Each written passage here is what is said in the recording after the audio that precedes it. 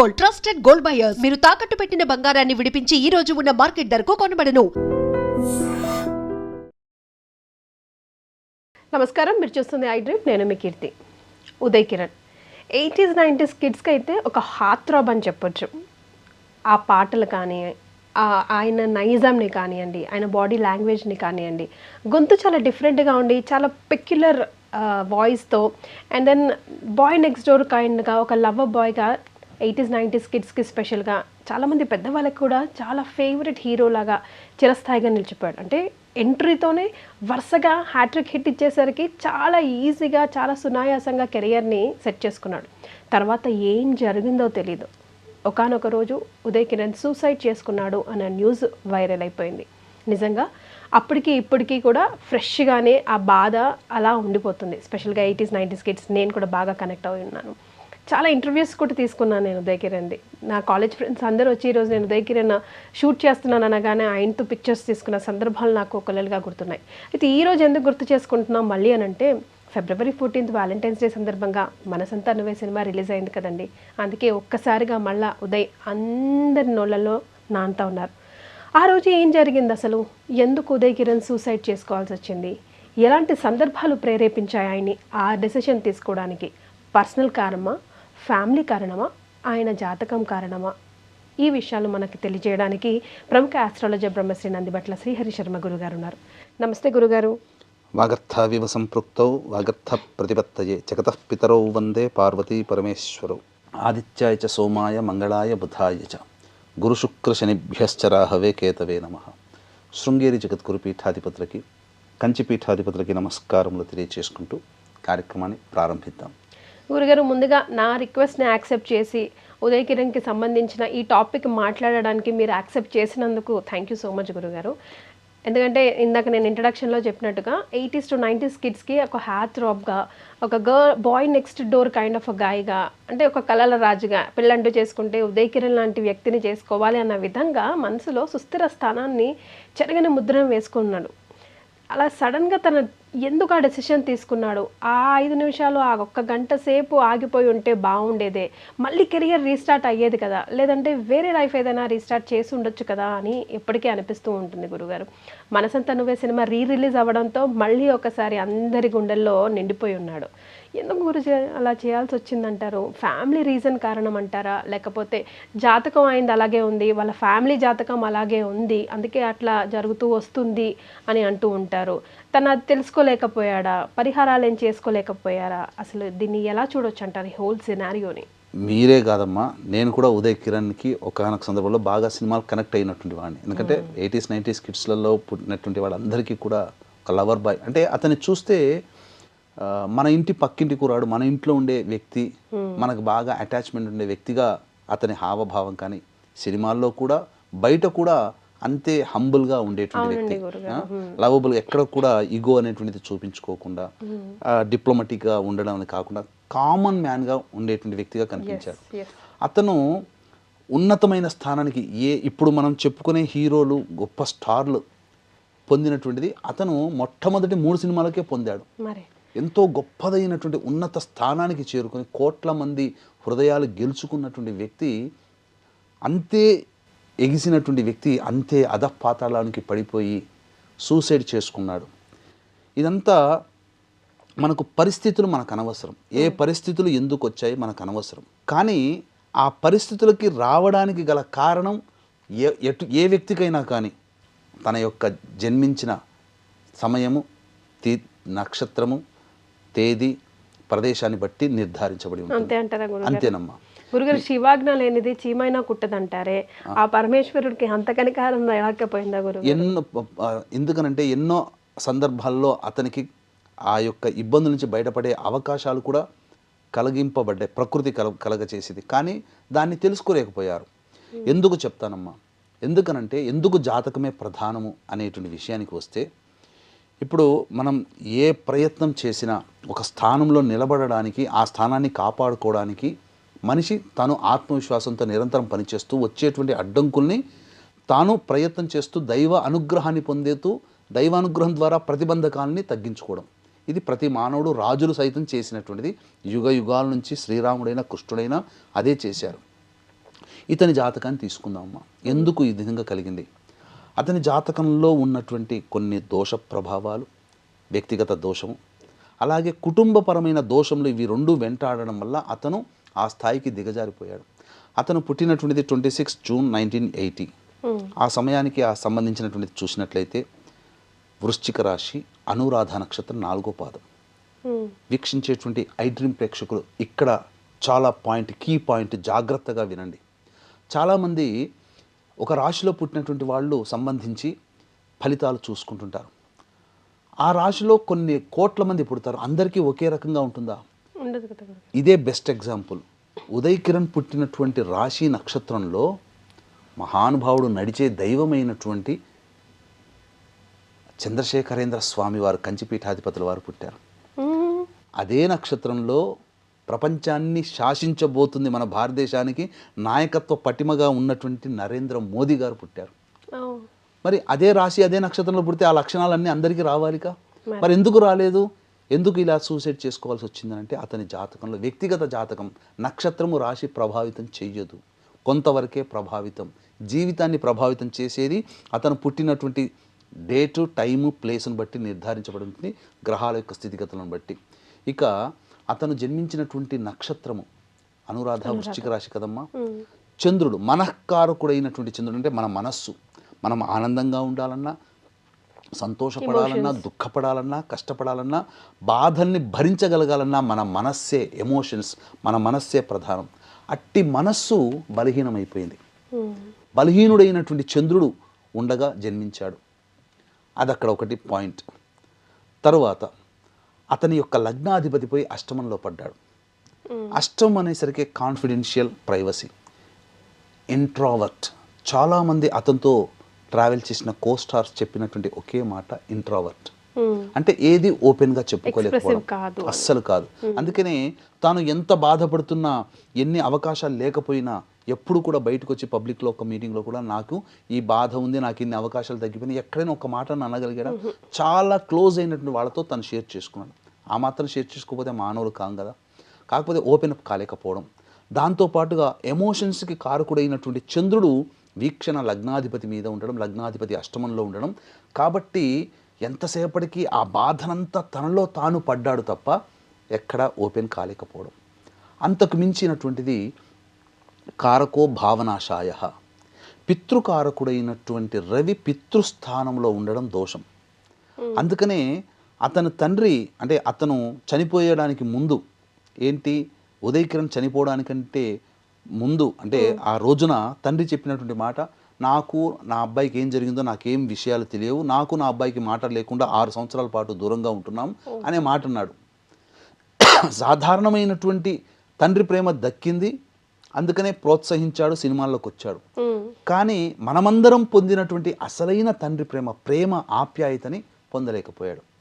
అంతేకాకుండా పిశాచ నక్షత్రముగా సూచించబడే నక్షత్రములో పితృకారకుడైనటువంటి రవి స్థితి పొంది ఉండడం పిశాచ యోగాన్ని సూచిస్తుంది. అందువల్ల ఆ దోష ప్రభావము, ఇవి అతని వ్యక్తిగత జాతకంలో గ్లాన్స్గా మనం చెప్పగలిగేటువంటిది. కానీ కుటుంబపరమైనటువంటి దోషం అంటూ ఒకటి ఉందమ్మా. అదే పంచశాపాలు, ప్రేత దోషము అని అంటారు. ఈ పంచశాపాలు అని అంటే ఏంటి? స్త్రీ శాపము, గురుశాపము, దైవశాపము, సర్పశాపము, పితృశాపము. వీటన్నిటినీ కలిపి పంచశాపాలు లేదా ప్రేత దోషము, ప్రేత శాపము అని అంటారు. ఈ యొక్క శాప ప్రభావం అతని కుటుంబంలో ఉంది.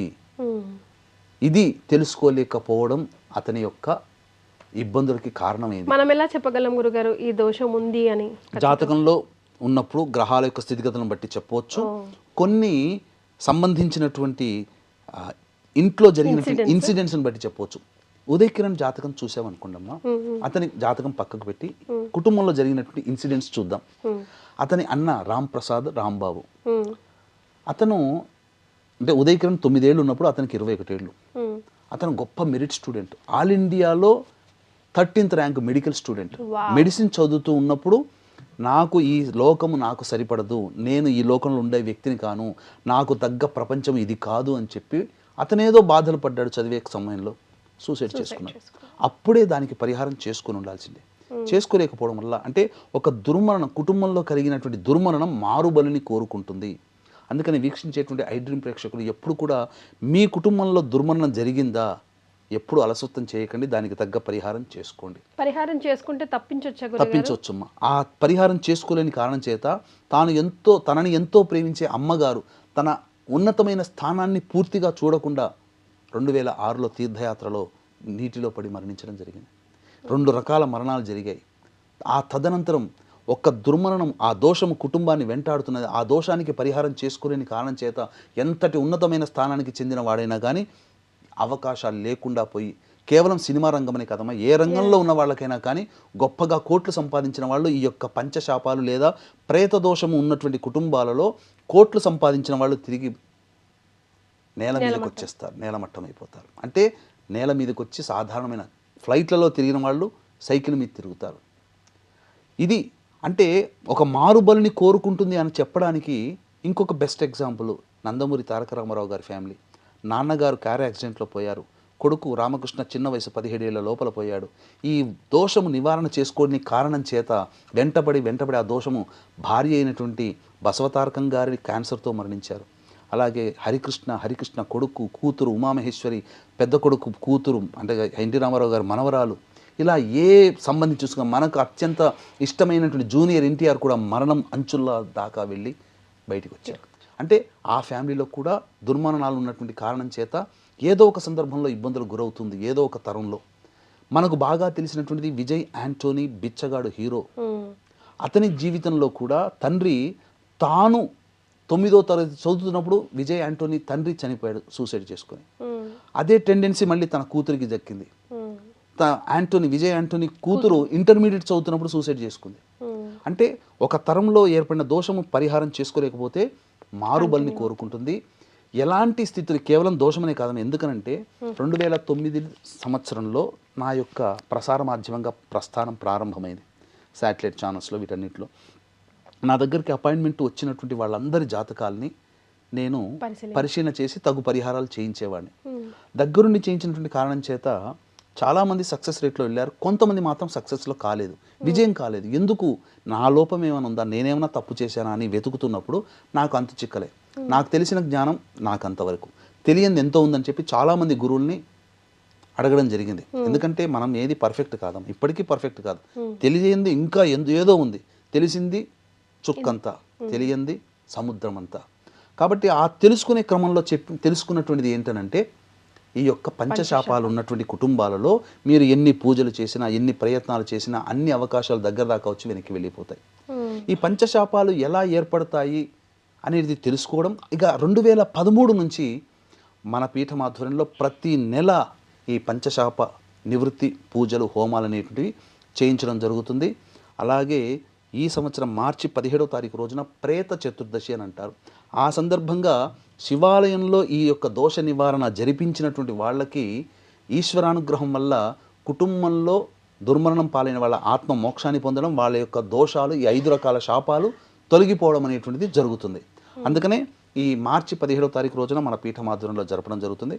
రాదలిచిన వాళ్ళు గోత్రనామాలు 15వ తారీఖు లోపల నమోదు చేసుకోవచ్చు. రాలేని వాళ్ళకి బ్రాహ్మణుని కర్తగా పెట్టి చేయించడం జరుగుతుంది. ఇక ఎలా తెలుస్తుంది అనేటువంటి ఈ పంచశాపాలు ఉన్నాయి ఎలా అంటే, తండ్రి లేదా భర్త వైపు 6 తరాలు, తల్లి లేదా భార్య వైపు 3 తరాల్లో దుర్మరణాలు అంటే road accident, fire accident, suicide attempt, నదిలో బావిలో పడి చనిపోవడం, ఇంట్లోంచి వెళ్ళిపోవడం, లివర్ ఫెయిల్యూర్, కిడ్నీ ఫెయిల్యూర్, క్యాన్సర్తో చనిపోవడం, 60 సంవత్సరాల లోపల కుటుంబ సభ్యులు ఏ విధంగానైనా చనిపోయినా, కరోనాలో చనిపోయినా, కాలసర్పదోషంలో జన్మించిన, పిల్లిని చంపిన, స్త్రీ హత్య, గోహత్య, బ్రాహ్మణ హత్య చేసిన, ఇవన్నీ కుటుంబంలో ఈ పంచశాప ప్రభావాలు ఉంటాయి. కేవలం కుటుంబం అన్నప్పుడు నేను, నా తండ్రి, నా తాత అనేది కాకుండా నేను, నా అన్నదమ్ములు, నా తండ్రితో పాటు పెద్దనాన్న, పిన్నాన్న తరం, అలాగే తాతయ్య, పెద్ద తాతయ్య, చిన్న తాతయ్య, ముత్తాతలు, ఇట్లా ఈ తరంలో కూడా చూసుకోవాలి. మొత్తం చూసుకోవాలమ్మా. అంటే ఒక్క మాటలో చెప్పాలంటే, మన కుటుంబంలో ఎవరైనా మరణిస్తే మైల పడతాం కదమ్మా, ఆ మైల పట్టే బంధుత్వం ఉన్నంత వరకు అందులో ఏవి దుర్మరణాలు ఇంతకుముందు చెప్పినటువంటివి జరిగితే వాళ్ళందరూ కూడా ఆ దోషం మా కుటుంబంలో జరగలేదు, మా బాబాయిల కుటుంబం, మా పెదనాన్న కుటుంబం, మా బాబాయిల పిల్లల కుటుంబంలో జరిగింది, మనకు రాదనుకోకుండా అది ఎక్కడో పడుతుంది, మళ్ళీ మన తర్వాత తరానికి వస్తుంది. ఎందుకంటే ఒక అపాయింట్మెంట్ కోసం వచ్చినటువంటి వాళ్ళు బాధపడుతూ వచ్చారు. ఈ యొక్క పంచశాపాలు తెలుసుకొని, మనం చెప్పిన విషయాన్ని తెలుసుకొని మన దగ్గరకు వచ్చినప్పుడు, మా అమ్మాయి సూసైడ్ చేసుకుందండి, బాధపడ్డాము, చాలా ఇబ్బందులు పడ్డాము. కానీ 5 ఏళ్ల తర్వాత మా రెండో అమ్మాయి కూడా వివాహం కాదు, సూసైడ్ చేసుకుంది. చెప్పా పెట్టకుండా చేసుకుంది. మా గతి ఏంటి ఇప్పుడు? మమ్మల్ని ఎవరు కాపాడుతారు? మమ్మల్ని ఎవరు చూస్తారు? అలా కుటుంబము నిర్వంశం అయిపోతుంది. మన దేశాన్ని పరిపాలించినటువంటి నెహ్రూ కుటుంబాన్ని చూసుకోండి. నెహ్రూ అంతటితో ఆగిపోయింది. నెహ్రూ తర్వాత వచ్చినటువంటి ఇందిరాగాంధీ, ఆమె డైనాసిటీ. రాహుల్ గాంధీ, సంజయ్ గాంధీ, రాజీవ్ గాంధీ, ఆ తర్వాత రాహుల్ గాంధీ వివాహం చేసుకోలేదు. ఇక తర్వాత గాంధీ వంశం ఎక్కడుంది ఇంకా? కాబట్టి ఇవన్నీ వాళ్ళందరూ కూడా ఇందిరాగాంధీ కానీ, నెహ్రూ కానీ, సంజయ్ గాంధీ కానీ, రాహుల్ గాంధీ కానీ వీళ్ళందరూ కూడా దుర్మరణాలేగా. కాబట్టి చూడండి, కాన్సిక్వెన్సెస్ చూడండి ఇవన్నీ కూడా. కాబట్టి కేవలం ఇటువంటి కనిపించేటువంటి లక్షణాలే కాకుండా కొన్ని లక్షణాలు అనేటువంటివి మనం కుటుంబంలో కనుక చూసుకుంటే వాటిని బట్టి కూడాను మనం గమనించవచ్చు. ఏంటనంటే మందులకి నయం కాని రోగాలతో బాధపడుతున్నా, అలాగే తరచూ యాక్సిడెంట్స్కి గురవుతున్న మన కుటుంబ సభ్యులు, చెప్పుకోలేని గుప్త రోగాలతో మరణించిన, అలాగే కేవలం ఆడపిల్లలే కుటుంబంలో సంతానం ఉంటారు, పురుష సంతానం లేకపోయినా, అలాగే ఏ కుటుంబంలోనైతే ఇంటర్ క్యాస్ట్ ఇంటర్ రిలీజియన్ మ్యారేజ్లు జరుగుతాయి, లేదా ఏ కుటుంబంలోనైతే పిల్లలు మేము పలానా కులం వాళ్ళని పలానా మతం వాళ్ళని చేసుకుంటామని పోరు పెడుతుంటారు, తల్లిదండ్రులు బాధ పెడుతుంటారు, అటువంటి సిచ్యుయేషన్స్ ఉన్నా, లేదా liver failure, liver problem, kidney problem, cancer రోగాలతో కుటుంబ సభ్యులు బాధపడుతున్నా, అలాగే సంబంధించినటువంటి శారీరక మానసిక లోపాలతో కుటుంబ సభ్యులు జన్మించిన, అలాగే మద్యం మత్తు పదార్థాల వంటికి బానిసలై కారాగార వాసమైన బానిసలవుతున్నా, అలాగే ఇంట్లో పెళ్ళిళ్ళు కాకుండా సంవత్సరాలు గడుస్తుంటాయి, బ్రహ్మచారులు కన్యలుగా ఉన్నా, పెళ్ళిళ్ళైన దాంపత్యంలో విడిపోయి 2-3 డైవర్సులు అవుతున్నా, అన్నీ బాగున్న సంతానం కలగకుండా ఇబ్బంది పడుతున్నా, లేదా సంపాదించిన సొమ్మంతా ఒక అనాలోచిత నిర్ణయంతో పూర్తిగా పోగొట్టుకొని బికారులు అయిపోయినా, లేదా అన్ని అవకాశాలు దగ్గర దాకా వచ్చి వెనక్కి వెళ్ళిపోతున్నా, మీతో పాటు అంటే వీక్షించేటువంటి ఐ డ్రీమ్ ప్రేక్షకుల్లో మీతో పాటు వివాహమైన కుటుంబాలు, కొన్ని కుటుంబాలు చాలా పైకి వస్తాయి, కొన్ని కుటుంబాలు ఎక్కడ వేసిన గొంగడ అక్కడ బొదుగుదల ఉండదు, ఎక్కడ ప్రారంభించామో అలాగే ఉంటుంది, కానీ మనతో పాటు వాళ్ళ అయినలో కోటీశ్వరులు అవుతారు. అటువంటి కుటుంబాలలో, అలాగే ఏ జన్మలో ఏ పాపం చేసినరా నరకయాతన అనుభవిస్తున్నామని చెప్పి బాధపడుతుంటుంటారు చాలామంది, అటువంటి కుటుంబాలలో. అంతేకాకుండా ఇంకా చెప్పాలి అని అంటే, మేము తిరగని చెట్టంటూ లేదు, మొక్కని దైవం అంటూ లేదు, పుట్టంటూ లేదని చెప్పి, దేవుడు లేడని చెప్పి ఇంట్లో ఉన్న దేవుడి ఫోటోలు గిరాటేసేస్తారు. అటువంటి సిచ్యుయేషన్స్ కలిగిన కుటుంబాల్లో ఖచ్చితంగా ఈ యొక్క పంచశాప ప్రభావాలు అనేటువంటివి ఉంటాయి. ఈ యొక్క దోషము కేవలం పిండ ప్రదానంతో కాదమ్మా, దీనికి ఒక విధానమైన ప్రక్రియ ఉంటుంది. ఆ విధానమైన ప్రక్రియని మనం చేయగలగాలి, నిపుణుల పర్యవేక్షణలో జరగాలి. ఇప్పుడు చాలామంది చేసేటువంటిది తప్పేంటంటే, ఈ యొక్క సంబంధించినటువంటి గూగుల్లో వెతుక్కొని ఎక్కడ చేస్తారని చెప్పి వెళ్ళిపోతారు. ఫోన్లో మాట్లాడేవాడు ఒకడు, డబ్బులు వేయించుకునేవాడు ఒకడు, తర్వాత ఈ యొక్క పూజ చేయించేవాడు ఒకడు, మాట్లాడేవాడికి పూజ చేసేవాడికి అది సంబంధం ఉండదు. పైగా చేయించేవాడికి ఒక టార్గెట్ ఉంది, రోజుకి ఇన్ని పూజలు చేస్తే నాకు ఇన్ని డబ్బులు వస్తాయి, అందుకని వచ్చిన వాళ్ళకి తూతూ మంత్రంగా పురాణోక్తంగా షార్ట్ కట్లో చేసి పంపిస్తారు.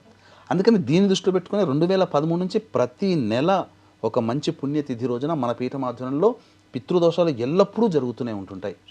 అంతే ఇక్కడ కొన్ని లక్షణాలు, ఇంకొకటి కుటుంబంలో ఇంట్లో ఉన్నటువంటి పరిసర ప్రాంతాల్లో ఉండే లక్షణాలను బట్టి కూడాను ఈ దోషం ఉందని తెలుసుకోవచ్చు.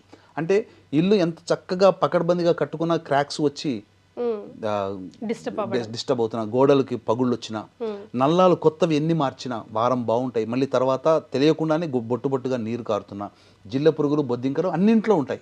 కానీ ఎక్కువగా అసలు పొద్దున లేచి వంటగది తెరవగానే మొత్తం ఇక జిల్ల పురుగులు బుర్రని తిరుగుతూనే ఉంటుంటాయి. అటువంటి ఎక్కువగా ఉన్న కుటుంబాలలో, అలాగే పెద్దవాళ్ళు తరచూ కలలో కనిపిస్తూ ఉన్నా, అలాగే సంబంధించినటువంటి తాను కారాగార వాసమైనట్టు రాజదండన జరిగినట్టు కళ్ళలోకి వస్తున్నా, ఇవన్నీ కూడా పంచశాపాల యొక్క ప్రభావానికి గురవుతారు. కాబట్టి వీక్షించేటువంటి ఐ డ్రీమ్ ప్రేక్షకులారా, ఎప్పుడు కూడా మంచి ఉన్న చోట చెడు ఉంటుంది, క్వాలిటీ ఉన్న చోట నకిలీ కూడా ఉంటుంది. నకిలీ వస్తువుల్ని మీరు నమ్మకండి. కాబట్టి సశాస్త్రీయంగా ప్రేక్షకులకు అందరికీ తెలుసు, ఈ పంచశాపాల నివృత్తికి ఎప్పుడు కూడా సశాస్త్రీయంగా మన పీఠమాధుర్యంలో జరుగుతుంది. చక్కగా మీకు నచ్చితే ఇంకెక్కడైనా చేయించుకోవచ్చు. కానీ ఈ పరిహారం చేసుకోలేకపోతే ఇంతకుముందు చెప్పినటువంటి విధంగా డిస్టర్బ్ అయ్యే ఫ్యామిలీలు చాలా ఉంటాయి. ఎందుకు డిస్టర్బ్ అవుతాయండి? మేము ఎన్నో పూజలు చేశాము, అసలు ఏ పూజ ఫలితం దక్కలేదంటే, పూజలు చేసిన ఫలితం ఖచ్చితంగా ఉంటుంది, కానీ ఇంట్లో తిష్ట వేసిన ఈ పంచశాపాలు ఉన్నప్పుడు మనం చేసిన పూజా ఫలితం అనేది కంటికి కనిపించదు. ఎప్పుడైతే మనం ఈ దోష నివారణ జరిపించుకుంటామో తిష్ట వేసిన దోషాలు తొలగిపోయి మనం అప్పటి వరకు చేసినటువంటి ఏ సంకల్పం నెరవేరాలని చెప్పి ఆ సంకల్పం నెరవేరడం కోసం పూజలు చేస్తామో ఆ పూజలన్నీ ఫలిస్తాయి. అందుకనే ఈ పంచశాపాలు నివృత్తి అయిన తర్వాత మన పనులన్నీ చకచక అయిపోతుంటాయి. ఈ దోష నివారణ జరిపించుకున్నందువల్ల అవుతున్నాయని అనుకుంటుంటారు, కానీ మన సంకల్పం నెరవేరడం కోసం ఇంతకుముందు చేసిన పూజ ఫలితం అది మనకు అనుభవంలోకి వస్తుందని తెలుసుకోలేరు. ఇక్కడ జరిగింది కేవలం దోష నివారణ, కానీ మీ సంకల్పం కోసం మీరు చేసుకున్న పూజల ఫలితం ఈ దోష నివారణ జరగగానే ఆ అందుబాటులోకి వచ్చి మన ఫలితాన్ని మనకు కలగచేస్తాయి. ఇది ఇందులో ఉన్నటువంటి సీక్రెట్స్. ఎందుకు ఇవి చెయ్యాలి అని అంటే దుర్మరణం పాలైన వాళ్ళ ఆత్మ అంటే 60 సంవత్సరాల లోపల ఎలాగైనా చనిపోయినా దుర్మరణమే. అంటే దుర్మరణం పాలైన వాళ్ళ ఆత్మ మోక్షాన్ని పొందకుండా అంతరిక్షంలో అక్కడ స్ట్రకప్ అయిపోతుంది. అది ఎంత బాధపడుతుందనంటే ఒక అమ్మాయి డెలివరీ అయితే ఎంత బాధపడుతుందో అంతకి 1000 రెట్ల బాధని మోక్షాన్ని పొందనటువంటి ఆత్మ నరకయాతన అనుభవిస్తుంది. కాబట్టి దాన్ని తప్పించే బాధ్యత వారసులు, ఆ కుటుంబంలో పుట్టినటువంటి వారసులకి.